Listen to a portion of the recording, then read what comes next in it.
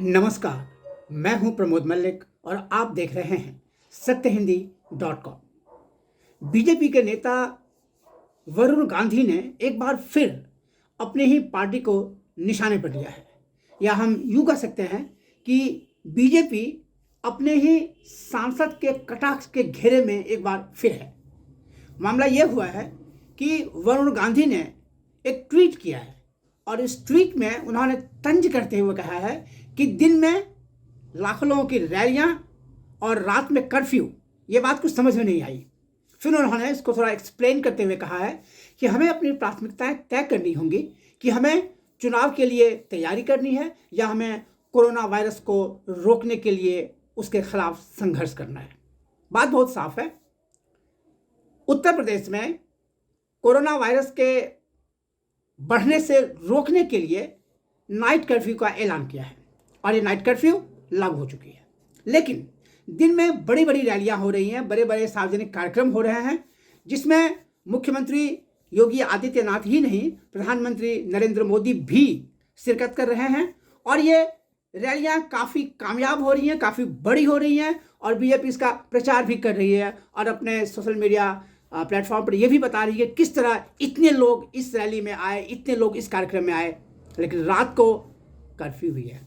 तो वरुण गांधी ने हालांकि बीजेपी का नाम नहीं लिया, किसी का नाम नहीं लिया, लेकिन उनका तंज, उनका इशारा साफ था कि यह अजीब किस्म की हिपोक्रेसी है, अजीब किस्म का दोहरापन है कि आप रात में कर्फ्यू लगाते हैं और दिन में लाखों लोगों की रैली करते हैं। हालांकि ये रैली सिर्फ बीजेपी ही नहीं करती है, दूसरी पार्टियां भी कर रही है, समाजवादी पार्टी भी कर रही है, कांग्रेस पार्टी भी कर रही है और उनकी उन रैलियों और सभाओं में भी काफ़ी भीड़ एकत्रित हो रही है, ये सच है।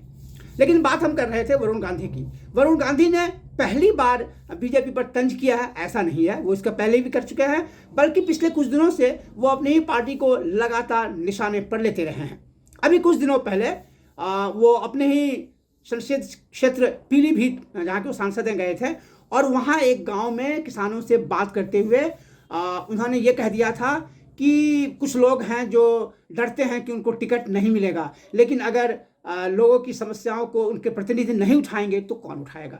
बात तो वाजिब है, लेकिन इसके माध्यम से उसके बाद उन्होंने ये भी कह दिया कि मुझे पार्टी टिकट देती है या नहीं, इससे मुझे कोई फर्क नहीं पड़ता है। इतना ही नहीं, वरुण गांधी इससे एक कदम और आगे बढ़े और उन्होंने कहा कि मेरी माँ तो निर्दलीय उम्मीदवार के रूप में चुनाव जीत चुकी है। याद दिला दें आपको कि वरुण गांधी की माता जी हैं मेनका गांधी, जिन्होंने 1998 और 1999 दो बार लगातार लोकसभा का चुनाव निर्दलीय उम्मीदवार के रूप में जीता था। उस समय वो बीजेपी में नहीं थी, निर्दलीय उम्मीदवार थी और उन्होंने चुनाव में जीत हासिल की थी। तो वरुण गांधी यही बात कह रहे थे कि उनकी मां ने निर्दलीय होके चुनाव जीता था, इसलिए पार्टी का टिकट मिलना कोई ज़रूरी नहीं है। तो क्या इनडायरेक्टली, अपरोक्ष रूप से वरुण गांधी ये भी कहना चाह रहे थे कि उन्हें भी पार्टी टिकट ना दे तो कोई बात नहीं, वो निर्दलीय उम्मीदवार के रूप में चुनाव लड़ेंगे? पता नहीं, ये कहना भी जल्दबाजी होगी, लेकिन ये तो साफ है कि उन्होंने ये क्लियर कर दिया कि वो अपनी बातें कहते रहेंगे, पार्टी उन्हें टिकट दे या ना दे उन पर कोई फर्क नहीं पड़ता है। ये तो हुई कि किस तरह उन्होंने बीजेपी को निशाने पर लिया। इसके पहले और भी इस तरह के काम वो कर चुके हैं। इसके पहले उन्होंने MSP यानी मिनिमम सपोर्ट प्राइस यानी न्यूनतम समर्थन मूल्य पर सरकार को घेर लिया। उन्होंने संसद को एक लंबी सी चिट्ठी लिखी और उन्होंने उसमें बताया कि MSP क्यों ज़रूरी है और उन्होंने ट्वीट भी किया और ट्वीट करके उन्होंने कहा कि अब समय आ गया है कि किसानों को MSP मिलना चाहिए और उस पर मैं सारे सुझावों का स्वागत करता हूँ। ये ज़रूरी है समझना कि ये उस समय की बात है जब केंद्र सरकार MSP पर कोई बात करने को तैयार नहीं थी और MSP का विरोध कर रही थी। केंद्र सरकार मतलब बीजेपी की सरकार, मतलब वरुण गांधी की अपनी पार्टी की सरकार MSP से इनकार कर रही थी, कह रही थी कि MSP की जरूरत नहीं है और वरुण गांधी MSP की बात कर रहे थे और सिर्फ बात ही नहीं कर रहे थे बल्कि उन्होंने MSP से जुड़ा हुआ एक ड्राफ्ट प्रपोजल बना के संसद को पेश भी किया। इसके पहले वरुण गांधी ने इंडियन एक्सप्रेस में एक बड़ा सा लेख लिखा। उस लेख में उन्होंने बताया और उन्होंने सीधे सीधे कहा कि किस तरह पिछले कई सालों से हमारे नीति निर्धारक इस तरह की आर्थिक नीतियों का ऐलान कर रहे हैं जो पूरा नहीं होता है। उन्होंने कहा कि भारत को मैन्युफैक्चरिंग हब बनाने की बात की गई थी, लेकिन वैसा कुछ भी नहीं हो पाया।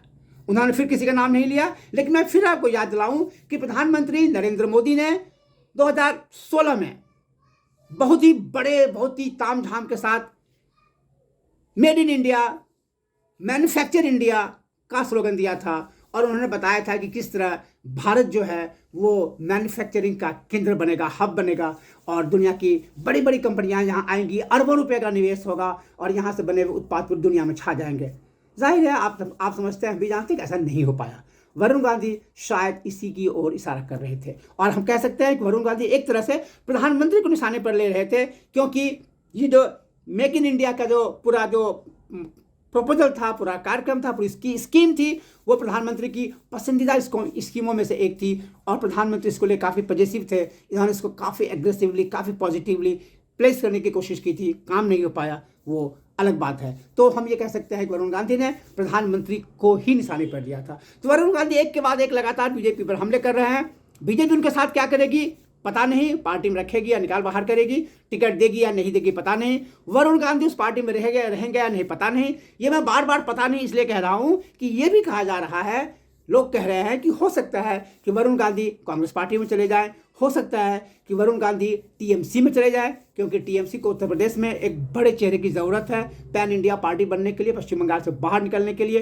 कांग्रेस पार्टी को भी एक नए यंग लीडर की ज़रूरत है जो वरुण गांधी फुलफिल करते हैं। ये सब सिर्फ कयास है, पता नहीं ऐसा होगा या नहीं होगा, लेकिन जो बात हुआ है, हो चुका है, वो बिल्कुल साफ है कि वरुण गांधी अपनी पार्टी बीजेपी पर लगातार हमले कर रहे हैं और उन्होंने आज भी किया है। इसका नतीजा क्या होगा पता नहीं, भविष्य में देखेंगे। तब तक आप देखते रहिए सत्यहिंदी.com। आप हमारे फेसबुक पेज को लाइक करें, फॉलो करें, हमारे ट्विटर अकाउंट को फॉलो करें, सब्सक्राइब करें हमारे यूट्यूब चैनल को। और इसी वीडियो में एक लिंक लगा हुआ है जो हमारे ऐप का लिंक है, बिल्कुल फ्री है, उसको डाउनलोड कीजिए और देखिए सत्यहिंदी.com। सत्य हिंदी का ऐप डाउनलोड करें गूगल प्ले स्टोर पर।